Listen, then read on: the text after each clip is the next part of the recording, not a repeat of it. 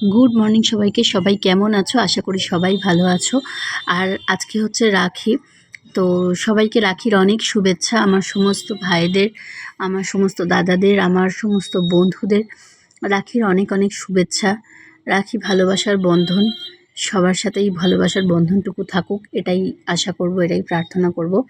আর আজকে সোনামা সকাল সকাল উঠে রেডি হয়ে ব্রাশ ফ্রাশ করে চেঞ্জ করে আগে চলে গেছিলো গপু ভাইকে রাখি পরাতে, কারণ ও বলেছিল আগে আমি গপু ভাই যোগু দাদাকে রাখি পরিয়ে তারপর আমি স্কুলে যাব।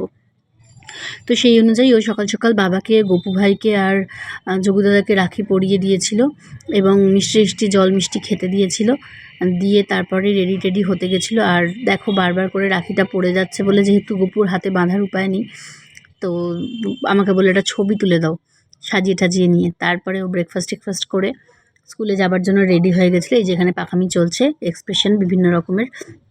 আর আমিও রেডি হয়ে গেছি, চলো।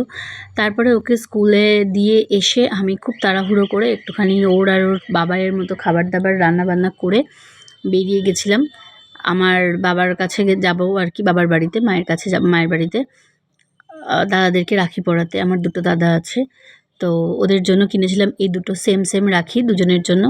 আর দাদা ভাইয়ের মানে বড় দাদার সুগার থাকার কারণে ও 90% জিনিসপত্র খায়ই না, তার উপরে পূর্ণিমা করে, তো সেই জন্য অনেক জিনিসপত্র খায় না। যে স্ন্যাক্স পেস্ট্রি এইসবের দিকে একদম যাওয়া বারণ। মিষ্টিও নিয়ে যেতে বারণ করেছিল, কিন্তু একটু মিষ্টি না দিলে তো আর শুভ কাজ হয় না। তো ওদের অল্পই একটু মিষ্টি দিয়ে আমি রাখি টাকি বেঁধে বাবার সাথে চলে এসেছিলাম। ও স্কুল থেকে এসে ইন দ্য মিন টাইম স্নান টান করে রেডি হয়ে গেছিলো, কারণ ও বাঁধবে দাদুনের হাতে রাখি। এই যে ও দাদুনের হাতে রাখি বাঁধছে, খুব সুন্দর করে বাঁধতে পেরেছে, এটাই আমার বেশ ভালো লাগলো। ও দাদুনের হাতে রাখি টাকি বেঁধে দাদুনের সাথে ছবি তোলা তো মাস্ট।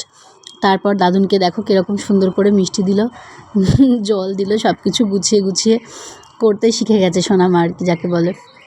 ওকে যেরকম আমি বলে দিচ্ছিলাম ও সেরকম করছিল, যে দাদুনকে তুমি এগুলো দাও। আর কালকে আমি মিয়া মোড় থেকে কিছু স্ন্যাক্স বাবার জন্য এনে রেখেছিলাম, সেগুলো। আর বললাম জল দাও, জল খেতে বলো দাদুনকে, সেসব করলো, দাদুনকে প্রণাম করলো, যেমন বলিও সেরকম করে। এবার দাদুন দাও গিফট, রাখি পরিয়েছি। তো আমি পছন্দ করে এগুলো কিনেছিলাম, বাবাকে বলেছিলাম, বাবা কিনে দিয়েছিল, সেসব পেয়েও খুব খুশি। আর এটা সোনামার জীবনের একজন স্পেশাল মানুষ সোনামাকে গিফট করেছে, মানে খুবই ভালো লাগলো, এটার কোনো ভাষা আমার কাছে নেই। আর আরেকটা যে রাখি দেখলে পুতুল, ওটা সাই বাবা ওকে গিফট করেছে আর কি। তারপরে ম্যাডাম লাঞ্চ করছিল, লাঞ্চে ছিল আজকে মাছের ঝোল আর করলা ভাজা আর ভাত। ওকে খাইয়ে দিয়ে আমি খেয়েছি। আজকে মা খেতে বলেছিল, আমি ও বাড়িতে আর থাকিনি, তো সেই জন্য মা ঘুগনি দিয়েছিল, আমি ঘুগনি আর লুচি করে খেলাম। ঘুগনিটা নিয়ে এসেছিলাম আর একটুখানি লুচি করে খেলাম। আর এই যে পিগি ব্যাংক পেয়েছে দাদুনের, সঙ্গে পিগি ব্যাংকটা ভরে ফেলতে হবে, এরকম একটা ব্যাপার। এসব করে টরে ঘুমালো, ঘুম থেকে উঠে বললো আমি একটু ঘুগনি খাবো, ঘুগনিটা দেখে বলল। আর এই যে দেখো টিফিন বক্সের নতুন স্পুনটা ওর তখনই চাই।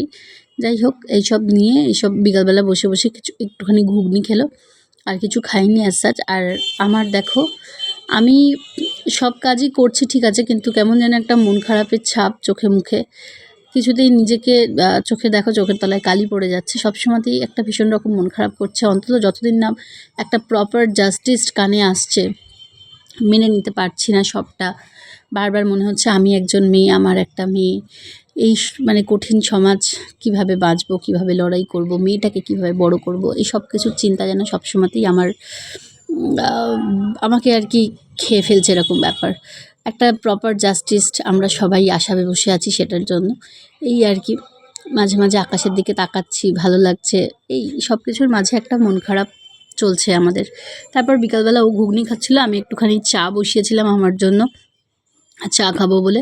তারপর একটুখানি চা খেয়ে ও যে ওর সাথে একটুখানি খেলছিলাম। ও মানে এই মুহূর্তে সমস্ত স্ট্রেস রিলিফের ওষুধ হচ্ছে আমার সোনামা। তো সেই ওর সাথে খেলাধুলো এইসব হয়, হ্যাঁ, মারামারি এইসব চলছে, আমাকে কামড়াকামড়ি চলছে। তুমি কেন ক্যামেরা অন করে আমাকে মানে আমি আদর করতে এসেছি, তুমি কেন ক্যামেরা অন করছো? পড়াশোনা ছেড়ে দিয়ে সন্ধেবেলা এইসব হচ্ছে।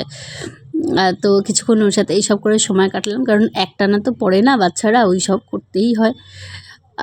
এই খেলাধুলো, তার সাথে একটুখানি পড়া, এইসব হলো কিছুক্ষণ ধরে, বকাবকি মারামারি সব কিছু শেষে তারপরে বললাম চলো ডিনার করে নেবে, 9টা বাজে। আর দেখো এখানে আমি বানাচ্ছিলাম একটু ভাজা ভাত, আর ওর হচ্ছিল মাটনের স্টু।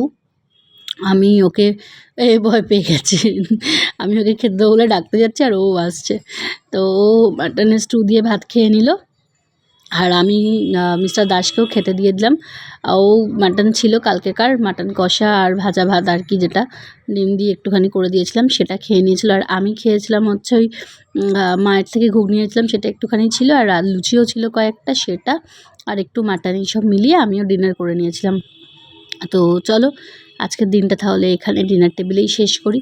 তোমাদের কেমন লাগছে আমার ছোট ছোট এই ভিডিওগুলো প্লিজ আমাকে জানিও। আমরা এইভাবেই জানালাম good night and bye bye.